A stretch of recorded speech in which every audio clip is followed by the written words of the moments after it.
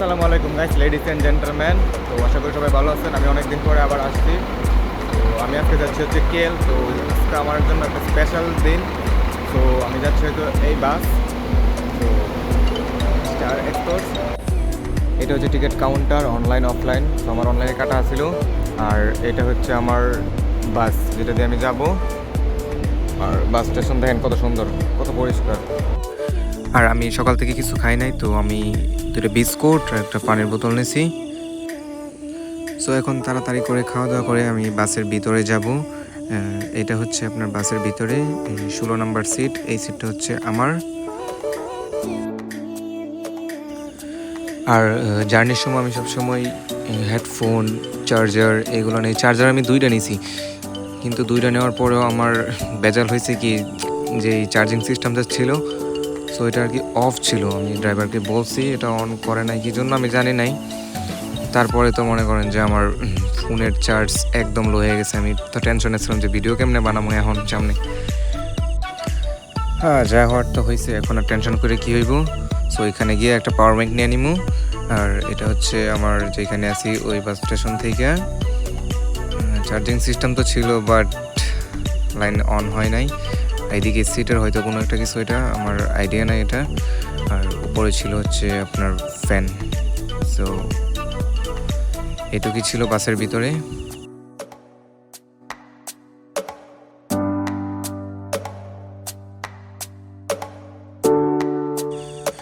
তো অবশেষে দীর্ঘ 5 ঘন্টা পর আমি চলে আসছি টিবিএস বাস স্টেশনে।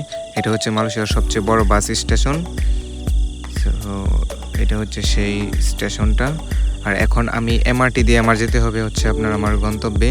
সো আমি যাব TRX, এটা হচ্ছে মেট্রো রেল। আমি এখন আছি প্যাভিলিয়ন।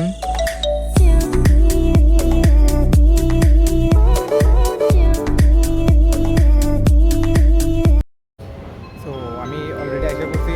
প্রায় 6 ঘন্টার মতো জার্নি হয়েছে আমার। এখনো খাওয়া দাওয়া কিছু করি নাই। এখন আসতে হচ্ছে আপনার TRX স্টেশন। তো TRX স্টেশনে আপনার আমার পিছন দেখতে পারতেছেন যে স্যামসাংয়ের স্পন্সর।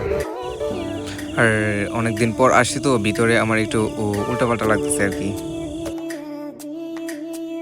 ভাই অনেক সুন্দর খোঁজাখুঁজির পর আমি এদিক দিয়ে বুঝতেছি, এদিক দিয়ে বুঝতেছি, নিচে বুঝতেছি, তারপর আসছি এই জায়গায়। আমি জায়গাটা খেয়াল করছি যে জায়গাটা এত সুন্দর। অবশ্যই তারপরে চাইছি যে আমি মানে এই জায়গায় এসে আমি দেখি যে এখানে তো ভিতরে যাওয়ার আগে একটু বাইরে দিই, দেখেন এর সামনে কত সুন্দর করে রাখছে।